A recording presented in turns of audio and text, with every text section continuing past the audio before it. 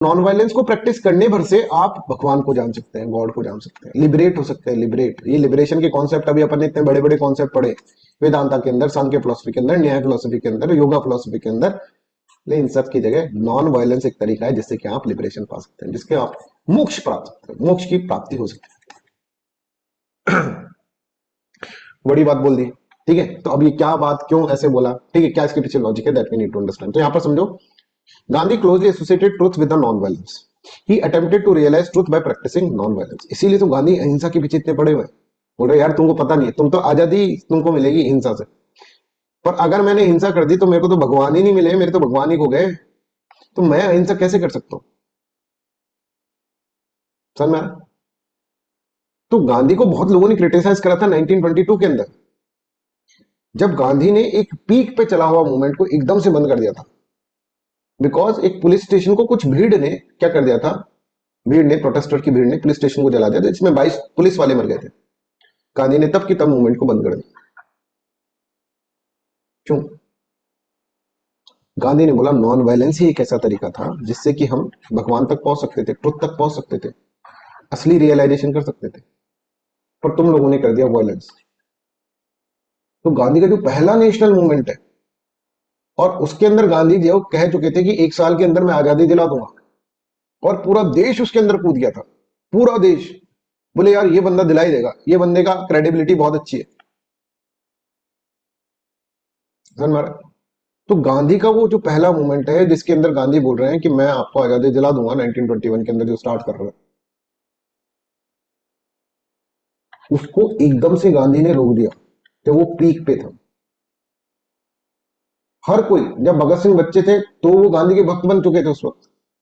सुभाष चंद्र ने कहा कि यार मैं अपनी इंडियन सिविल सर्विसेज, जो कि उस टाइम पर बहुत ही ज्यादा एक तरह से बड़ा एग्जाम माना जाता था, उसको छोड़ देता हूं भाई मैं। We got so much inspired by that movement.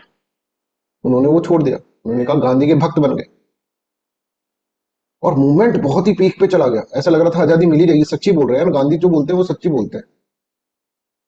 पर एकदम से इस मूवमेंट को बंद कर देना, क्यों? क्योंकि वायलेंस हो गया, कहीं किसी भीड़ ने स्टेशन जोक दिया, तो उन्होंने बोला कि अभी हम फ्रीडम के लायक नहीं, और इस मूवमेंट को पूरा का पूरा बंद कर दिया।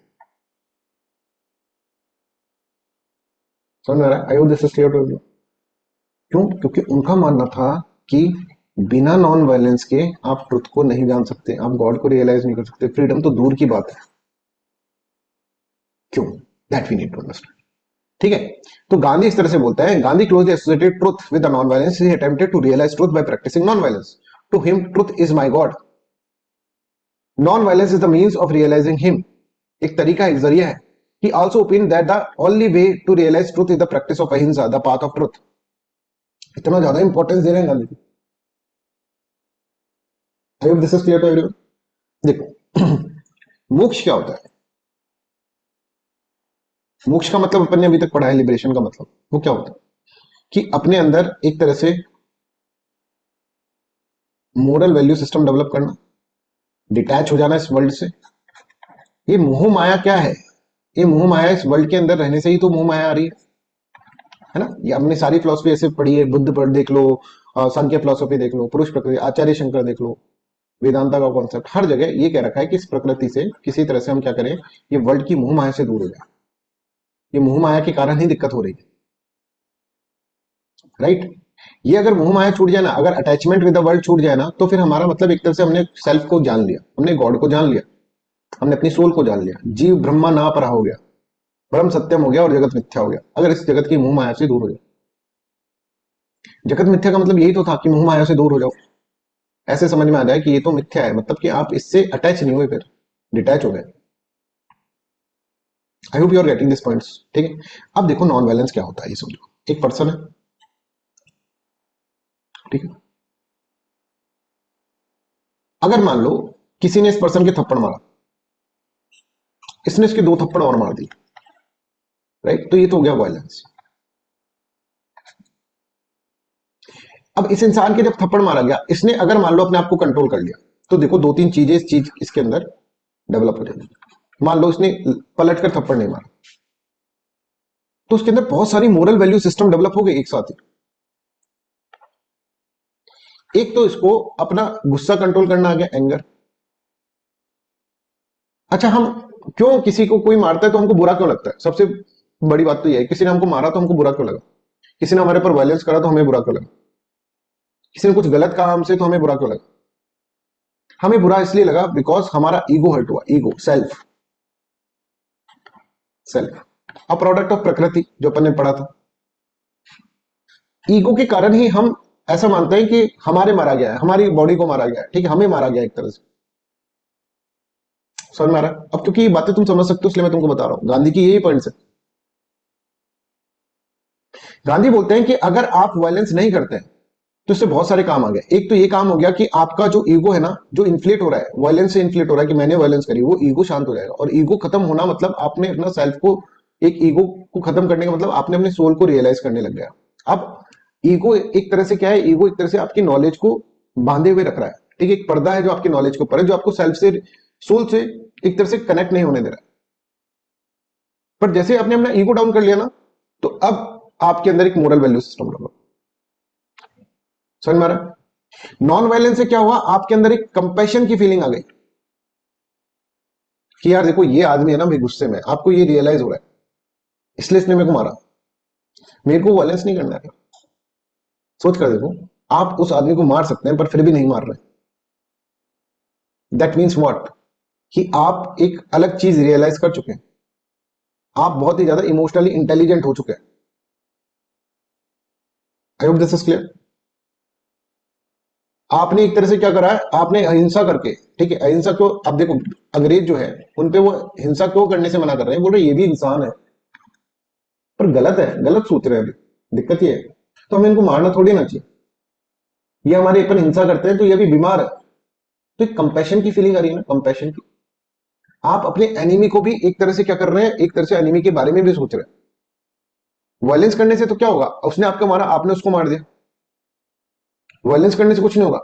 गांधी ये बिलीव करते हैं कि इंसान, वेदर इट इज ब्रिटिशर्स और कोई भी हो, by its very nature is altruistic. ये एल्ट्रोस्टिक है भाई, ये बेनिवोलेंट है भाई, ये मोरल है, ये काइंड है, ये पीस लविंग है भाई, ये हार्मनी से रहना चाहता है, ठीक है। तो अगर हम इसके ऊपर वायलेंस कर देंगे, ऐसा इंसान है वो किसी इग्नोरेंस के अंदर वायलेंस कर रहा है, अगर हम पलट कर वायलेंस कर देंगे इसके ऊपर, तो हम इसको रिफॉर्म नहीं कर पाएंगे। हमें इसे रिफॉर्म करना है, इसे, इसकी इग्नोरेंस हटाकर इसको वापस रियलाइज करना है। अरे भाई तू पता है एल्ट्रिस्टिक है, बेनिवोलेंट है, मोरल है, काइंड है, पीस लविंग है, हार्मोनियस है। इस तरह का कंपैशन डेवलप होगा तुम्हारे अंदर नॉन वायलेंस करने से। ये कंपैशन, इसमें इसका भला तो हो रहा है, तुम्हारा भी भला हो रहा है। तुम्हारे अंदर देखो मोरल वैल्यू सिस्टम, एक तो तुम्हारा ईगो जो था वो शांत हो गया। ईगो के कारण ही तो तुम वायलेंस कर रहे थे, वायलेंस करने से ईगो इन्फ्लेट हो रहा था, ईगो शांत हो गया। तुम्हारे अंदर एक कंपैशन डेवलप हो, अपने एनिमी के प्रति भी आपको कंपैशनेट हो रहे हो, एनिमी को एनिमी की तरह नहीं देख रहे हो। आप सोच रहे हो क्या ये इग्नोरेंस में है? अब इसको इग्नोरेंस में बीमार आदमी, जैसे पागल आदमी है, वो किसी को मार दे तो आप पलट कर उसको थोड़ा ना बोलेगा यार तो पागल है। बच्चा मार देता है, छोटा बच्चा, मेरा बच्चा मैं बहुत मारता है, रात को मार के 10-12 बार पापा की पिट्टी नहीं करते, उसके बाद छोटा सोता है, मैं उसको पलट के थोड़ी ना मारूं। वैसे ही ये इंसान जो है एल्ट्रिस्टिक है, बेनिवोलेंट है, मोरल है, काइंड है, पीस है, हार्मोनियस है। बट ये इंसान जो है ये अभी इग्नोरेंस में है। जैसे एक बच्चा इग्नोरेंस में होता है, जैसे एक पागल आदमी इग्नोरेंस में होता है, जैसे एक साइकोलॉजिकली इल पर्सन इग्नोरेंस में होता है, वैसे ही इसके प्रति आपको कंपैशन की भावना दिखानी है, इसको हमको रिफॉर्म करना है। तो हम कहेंगे इससे, ठीक है यार तू मेरे मार ले, कोई दिक्कत नहीं, बट मैं नहीं मारूंगा। इसके दिल में परिवर्तन होना शुरू हो जाएगा। अरे कैसा आदमी, मैं इसको मार रहा हूँ, ये मेरे को मार देगा। मान लो कोई आदमी आपको एक थप्पड़ मारता है, गुस्से में होता है, आप हंस देते हैं, कोई बात नहीं यार, और उसको पता है कि यार ये मेरे को पलटकर मार सकता है, वो एक और थप्पड़ मारता है, फिर भी आप कह रहे हैं ठीक है यार तो उसके अंदर कहीं ना कहीं, चाहे आप वो आपको फॉल्स अपना गुस्सा दिखाए, कहीं ना कहीं इसके अंदर एक तरह से ऐसा लगेगा इसको कि मैं गलत कर रहा हूं। ही विल रियलाइज इट, ठीक है यार क्या कर रहा हूं मैं, क्यों मार रहा हूं। तो मारते मारते मारते मारते इसको रियलाइज हो जाएगा कि यार I am not doing the good thing, और इसका एक तरह से चेंज ऑफ हार्ट होगा। चेंज ऑफ हार्ट इसका तो हो रहा है, पर ये सोचना कि इसका चेंज ऑफ हार्ट हमें करना है, इसको हमको रिफॉर्म करना है, तो मतलब तुम कितने कंपैशनेट हो गए, तुम्हारे अंदर कितनी करुणा आ गई, करुणा का भाव आ गया, और तुम्हारा ईगो कितना खत्म कर दिया आपने, अपना ईगो खत्म करना, मैं को खत्म करना, यही तो हम पढ़े हैं अभी तक फिलोसफी के अंदर। प्रकृति जब होती है तो सबसे पहले इंटेलेक्ट आता है, फिर ईगो ही आता है, ईगो ही करता है फिर सारा काम, अहंकार ही इवोल्यूट्स, आगे के इवोल्यूट इससे ही बनते हैं। तो जब यही नहीं रहेगा, जब मैं ही नहीं रहूंगा तो फिर हरि आएंगे। जब मैं था तो हरि नहीं, जब हरि थे तो मैं नहीं। मैं मतलब क्या, ईगो। समझ में आ रहा है? तो जब ईगो चला जाएगा तुम्हारे अंदर से, कंपैशन की फीलिंग आने लग जाएगी, दूसरे के लिए आप क्या करें करने लग जाएंगे, पीस आपके अंदर आ जाएगी, हार्मनी आपके अंदर आ जाएगी। यही तो क्या है, यही तो ट्रुथ है। याद करो इंडिया का concept of, Indian concept of धर्म, यही तो तुम्हारा नेचर है। जैसे आग का नेचर जलाना है, वैसे तुम्हारा भी यही नेचर है, कंपैशनेट होना, वायलेंस नहीं करना, ट्रुथ बोलना, राइट? ये सब चीजें तुम्हारा है। तो तुम्हें सिर्फ नॉन वायलेंस से ये सारे परिवर्तन तुम्हारे अंदर आ रहे हैं। परोपकार की फीलिंग आ रही है, कंपैशन की फीलिंग आ रही है, ईगो खत्म हो रहा है, सिर्फ नॉन वायलेंस को प्रैक्टिस करने से। अब नॉन वायलेंस को प्रैक्टिस करना क्या है, ये समझो। मान लो कि आप बड़े पावरफुल आदमी हैं, ठीक है, सामने वाले ने आपके थप्पड़ मारा, अब आपको पता है कि नॉन वायलेंस ही करना है, पर आपके अंदर ईगो भी बहुत है। उसने एक थप्पड़ मारा, आप चुप रहे, दूसरा थप्पड़ मारा, तीसरे थप्पड़ में आपने धून दिया उसको बुरी तरह। तो मतलब आपके अंदर अभी ट्रुथ आया नहीं। आप कहेंगे शिट यार, मैंने तो धून दिया इसको, मतलब मैंने तो वायलेंस कर दिया, मतलब कंप्लीटली कंपैशनेट आप नहीं हुए ना उसके प्रति, जिस तरह से मैं आपको बता रहा हूं। फिर दूसरा चांस है, उसने कहा अब कि मैं ना वायलेंस नहीं करूंगा। वायलेंस नहीं करना भी एक बहुत बड़ी चीज है बच्चों। तुमको बहुत गुस्सा आता है, मान लो तुमसे कोई बोलते भाई हाथ मत उठाना, सामने वाला थप्पड़ मार रहा है, तुम हाथ नहीं उठा रहे, फिर थप्पड़ मार रहा है, फिर हाथ, पर एक पॉइंट पे तुम मारो, उसका मतलब अभी तुमको रियलाइजेशन हुआ नहीं, प्रैक्टिस, पहला जो टेस्ट था वो फेल हो गया था।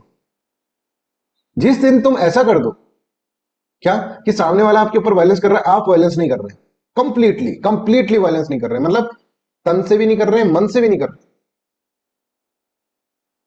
मन से करना दैट इज इंपॉर्टेंट। आपके थप्पड़ मारा, आपके अंदर इसके प्रति नेगेटिव फीलिंग आ गई, यही आपका वायलेंस हो गया। गांधी ऐसे बोलते हैं, गांधी वाइडर फॉर्म में बोलते, आपको वायलेंस नहीं करना मतलब उसके प्रति नेगेटिव भी नहीं सोचना। अरे बाप रे सर, आपको लग रहा है ये मेरा अपोनेंट है, ये मेरे लिए गलत काम कर रहा है, पर आपको इसके लिए गलत नहीं सोचना, गलत सोचते वायलेंस हो गया, टेस्ट फिर फेल कर गए आप। एक ऐसी स्टेज आ जाए, प्रैक्टिस करते करते करते करते, गांधी कहती है एक ऐसी स्टेज आ जाएगी जिसके अंदर आप ना तन से उसके ऊपर वायलेंस कर रहे हो, ना फिजिकल वायलेंस कर रहे हो, ना फिर आप मन से उसके लिए गलत सोचना भी एक वायलेंस है, ना मन से आप गलत सोचते। जैसे एक भी थॉट आ गया ना, अरे इसको मैं मार दूं खींच के लपड़, है ना, इतना गुस्सा आ रहा है इसको मार दूं, तब मतलब वायलेंस हो गया। तो गांधी बोलते हैं प्रैक्टिस करते करते करते करते करते करते, टेस्ट देते देते देते देते एक ऐसी स्टेज आ जाएगी जिसके अंदर वो आपके थप्पड़ मार रहा है और आपके अंदर मन में भी उसके लिए नेगेटिव विचार नहीं आ रहे। कितना बड़ा परिवर्तन हो गया। एक तरह से भगवान को ही पा गए, एक तरह से लिबरेट हो गए, एक तरह से मोक्ष को ही प्राप्त कर लिया आपने।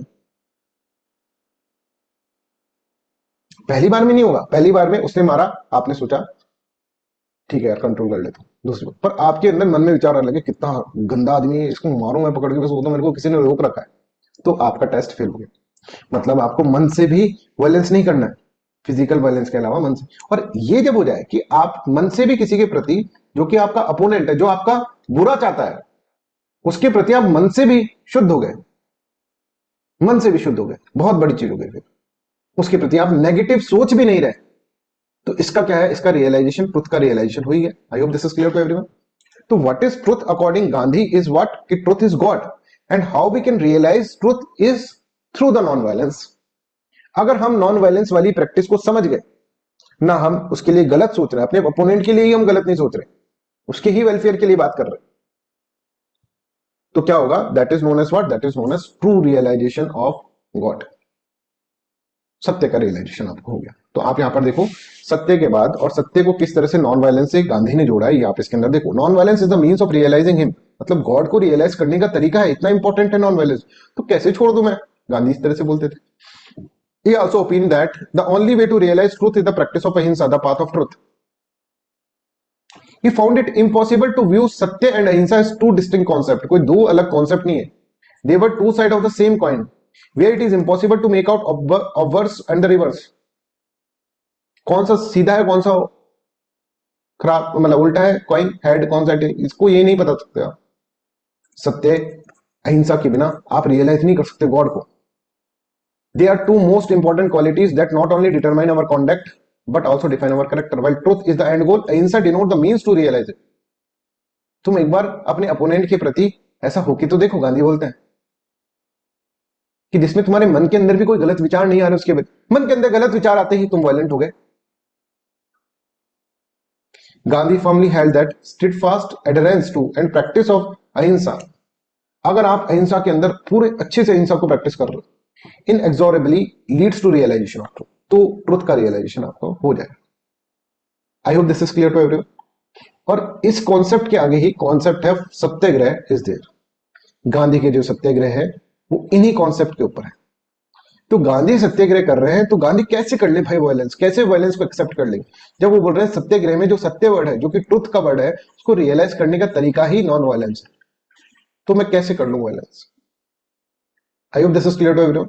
तो ये ट्रुथ का कॉन्सेप्ट है गांधी का, और ट्रुथ के कॉन्सेप्ट पे ही सत्याग्रह का कॉन्सेप्ट जो है गांधी का, जो कि एक उन्होंने इनोवेशन करा है ना, एक इनोवेशन करा है सत्याग्रह, वो कॉन्सेप्ट इसके अंदर सत्याग्रह का कॉन्सेप्ट है.